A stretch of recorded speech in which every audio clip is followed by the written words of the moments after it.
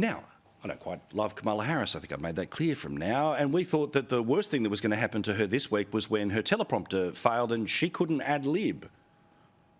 And did you all see Magic Johnson? Remember his number? 32. Today we got 32 days until the election.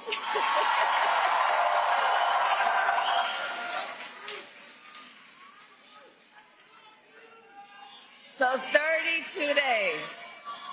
32 days. Okay, we got some business to do. We got some business to do. All right. 32 days. Well, it got worse. She was interviewed on 60 Minutes in the United States, and it's the toughest interview that she's got. And I've got to say well done to the reporter who did it. Not perfect, but hey, this is the best we're going to get. He followed up. He asked her a tough question, he followed it up, and he called BS on her. For example, all of the ideas that she has. How are you going to pay for it? My plan is about saying that when you invest in small businesses, you invest in the middle class, and you strengthen America's economy. Small businesses are part of the backbone of America's economy. But pardon me, Madam Vice President, the question was, how are you going to pay for it? Hey. Well, one of the things is I'm going to make sure that the richest among us who can afford it pay their fair share in taxes. It is not right that teachers and nurses and firefighters are paying a higher tax rate than billionaires and the biggest corporations. And I plan on making that fair. But we're dealing with the real world here. But the real world includes... How are you going to get this through Congress? You know, when you talk quietly with a lot of folks in Congress, they know exactly what I'm talking about because their constituents know exactly what I'm talking about. Blah, garbage. And again, the reporter was great because, again, in all the interviews that she's done, there's sort of a question about, look, you've changed your mind a lot from the time you ran for president, for when you were vice president. Now all of those positions we know you definitely lose on. So you've put out all these statements that you've changed your mind on this issue and that issue. But this is the best version of that question that he's thrown at her.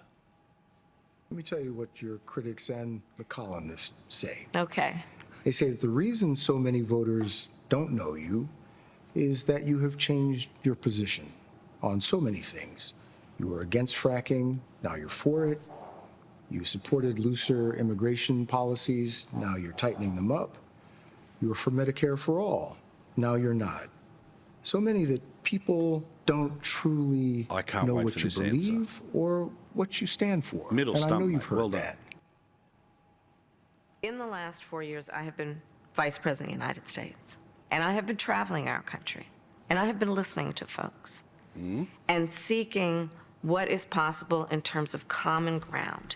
I believe in building consensus. Do you? We are a diverse people, geographically, regionally, in terms of where we are in our backgrounds.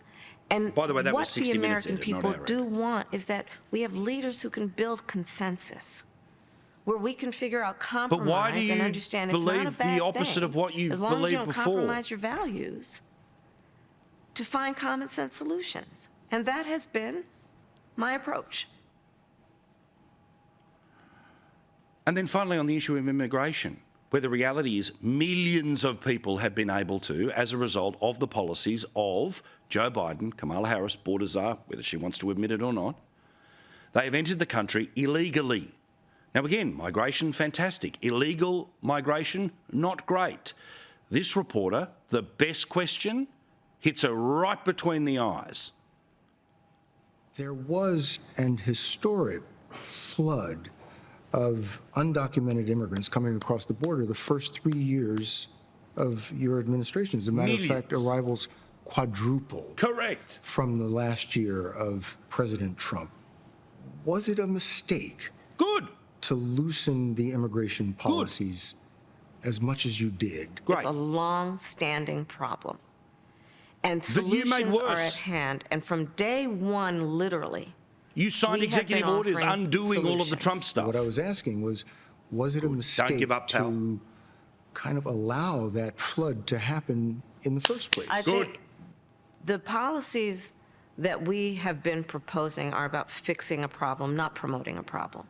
okay? But the numbers did quadruple. And the under- numbers under your today, watch. because of what we have done, we have cut the flow of illegal immigration Millions. by half. But should you We have have done cut that- the should you flow have of done that- fentanyl by half, but we need Congress to be able Oh, it's to Congress. actually fix the problem. You have accused Donald Trump of using racist tropes when it comes to Haitian immigrants in Springfield, Ohio. Yeah, well, surprise, surprise. Well done. Reporter, spectacular. Her performance, terrible. You can see the frightened behind her eyes, which is why the interview she's doing in the next 24 hours, Howard Stern, who has said that he hates Trump supporters, not just Trump, and Stephen Colbert, who, of course, had people dress up like the vaccine. So we get the cuddles that she's going to get. But at least a serious interview, and surprise, surprise, the mental Jenga that she's playing, the tower fell down.